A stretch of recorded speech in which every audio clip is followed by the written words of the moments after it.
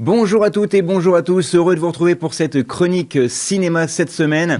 Alors avant de commencer cette chronique cinéma, un petit mot rapidement quand même sur le Festival de Cannes. Et cette année encore, je ne ferai pas de page spéciale à consacrer au festival, tout simplement parce que je pense que depuis plusieurs années, le Festival de Cannes est devenu, pour beaucoup de spectateurs dont je fais partie, un événement un peu à part, déconnecté du public. On y parle davantage de polémiques, de prises de position ou encore de débats politiques que de cinéma lui-même. Encore cette année, plusieurs centaines de personnes du monde du cinéma ont signé une tribune visant notamment Vincent Bolloré et ses médias, preuve que le festival est aujourd'hui aussi un lieu d'affrontement idéologique et médiatique. Alors bien sûr, le Festival de Cannes reste un événement majeur pour le cinéma mondial et dont le cinéma français, de grands réalisateurs, parfois de très grands films, mais personnellement ici, nous avons décidé, et j'ai décidé, de parler exclusivement de cinéma.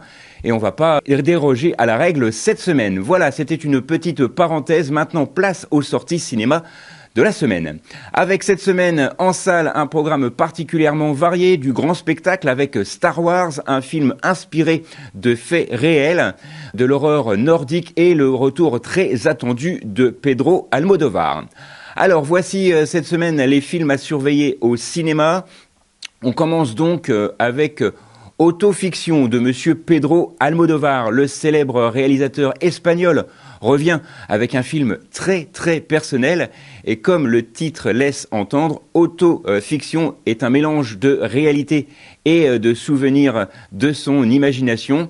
Le film suit un réalisateur vieillissant qui tente d'écrire une nouvelle œuvre tout en replongeant dans ses différents moments de vie, ses relations amoureuses, ses souvenirs d'enfance, sa solitude parfois, mais aussi son rapport au cinéma et à la création. Alors au fil du film et au fil du récit, passé, présent se mélangent, on sait toujours plus ce qui est réel, ce qui est inventé ou fantasmé, et c'est justement tout le principe du film.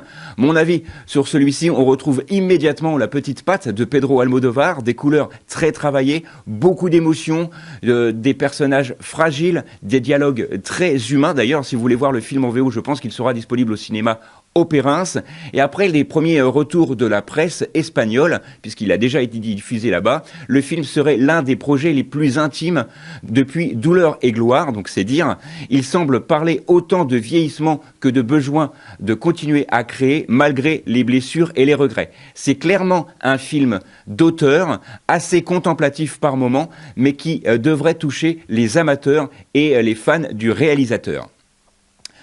Autre film avec un film totalement différent, le film s'intitule Les goûteuses d'Hitler de Silvio Soldini.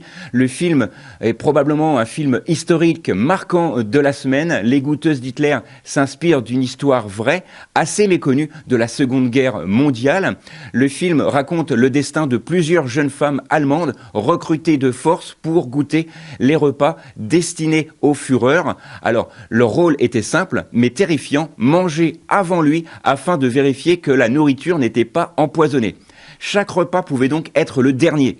Le film suit particulièrement l'une de ces femmes qui tente de survivre dans cette situation absurde et angoissante alors que la guerre se rapproche et que toute la paranoïa grandit autour du régime nazi. Alors, mon avis sur ce film, le concept est extrêmement fort parce qu'il montre la guerre sous un angle rarement vu au cinéma.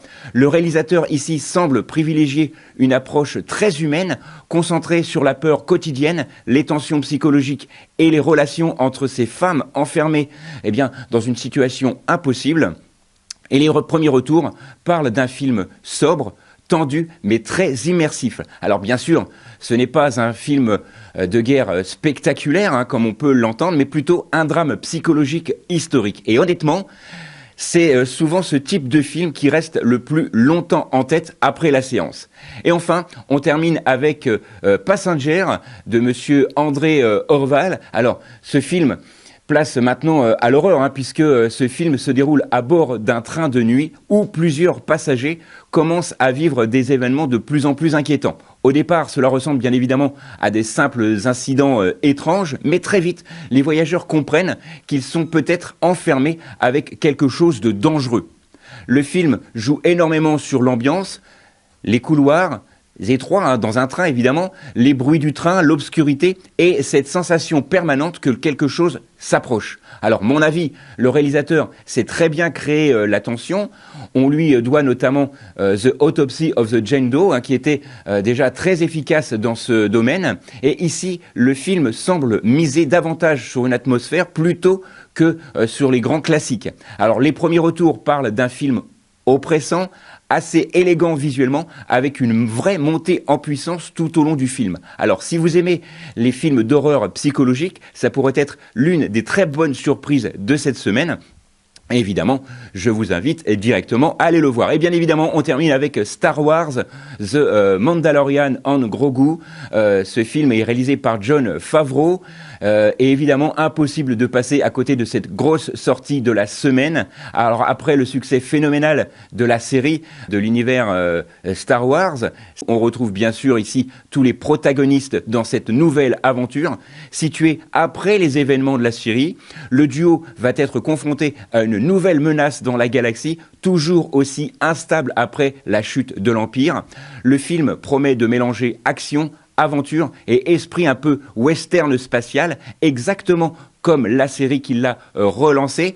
Et puis effectivement, c'est un film que les fans doivent clairement voir. Alors clairement, Disney ici joue sur la carte de la nostalgie, mais aussi du spectacle familial. Le vrai point fort reste évidemment la relation entre les Mandalorians et Grogu, et ça fonctionne toujours aussi bien. Alors, visuellement, le film est très ambitieux. C'est une volonté de retrouver un grand souffle après les Star Wars au cinéma. Alors, évidemment, les fans seront probablement conquis d'avance, mais voilà, c'est pas un film pour tout public. Moi, j'ai quitté Star Wars et puis depuis les 6 épisodes réalisés par George Lucas, depuis que ça a été revendu à Disney, parce que je trouve que c'est un peu maintenant du tout et n'importe quoi. Mais ça pourrait être quand même l'un des grands divertissements du printemps. Alors, en conclusion, pour revenir sur les sorties de la semaine, on a bien sûr parlé du tout nouveau film de monsieur Pedro Almodovar, Auto-fiction.